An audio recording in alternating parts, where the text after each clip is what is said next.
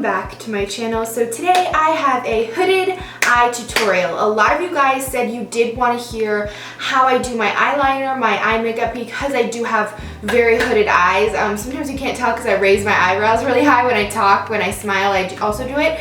But I do have very hooded eyes. So this is something that I really want to stress. Any of these tips that I give you, you can use.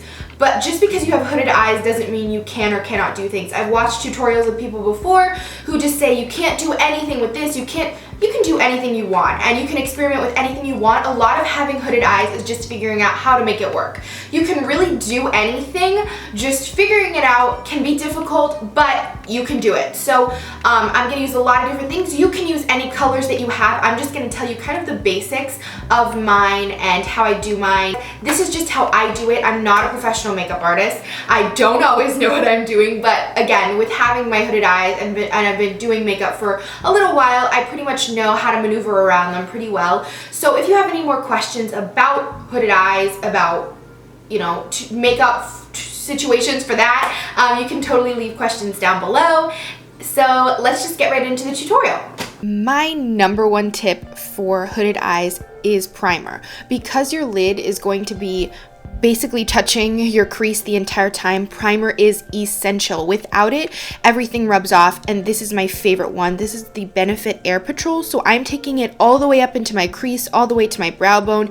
Anywhere that you're putting shadow, you should seriously be putting a primer so that no matter how much it's rubbing against the other shadow, it will stay put. So just rub that in, and then I'm going to be taking this foiled shadow from Makeup Geek and I'm dragging it halfway into my eye. I feel like this highlights and brightens, and this part of my eye is not as hooded as the rest, so I feel like putting it there, it won't rub off as easily.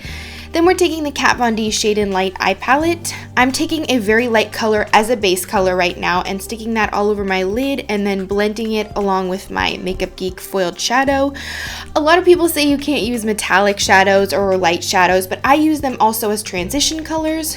All right, so now I'm going to be defining my crease. I'm taking a peach shadow from inside the Kat Von D palette and just marking my crease. I'm not even extending it up, I'm just marking where the crease is so I know which part is going to be folded over that you're not going to be able to see. The reason that I'm doing this is so that I can get a good gauge of how far up I should be taking my shadow so that you can see it. I also lift my eyebrows a little bit while I do this to make sure that I see the depth and difference in my shadow. Now I'm taking this crimson red color and I'm going in where I marked my crease and I am just taking it all the way over to my inner corner. I like that because I feel like it also defines the hood a little bit more. I like to take mine up as high as I can, not all the way up to my brow bone, but enough, because without taking it up any higher, you will never see the shadow because your eye is so hooded. So just keep taking it with windshield wiper motions. Now I'm taking my Morphe M139 and I'm defining that crease. I'm taking a dark brown shadow and dragging it along to make sure to define the parts of my crease where I know you're gonna be able to see it. I'm just taking a fluffy blending brush and I'm blending it out. Now I'm taking my Kat Von D tattoo liner, my favorite liner, and the huge part of this is making a thin line. On your lid, you should be making a very thin line, because if you make it any thicker than what I have here, it's going to be rubbing off on your upper lid and you're never going to see your shadow. So it's important that you make sure it's thin.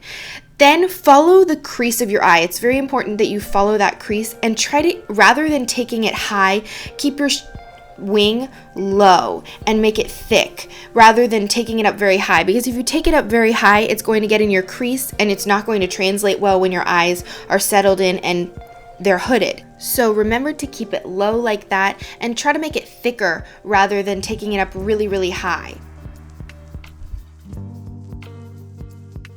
And you can take it out as far as you want. I just felt like keeping short wings today, but sometimes I do long ones. Then I'm just curling my lashes with an average eyelash curler.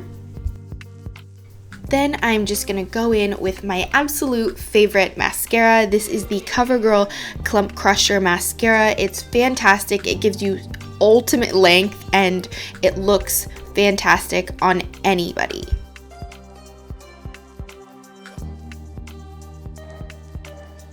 That is the finished look. I hope you guys enjoyed it. If you did, give it a big thumbs up, and I will see you back here later.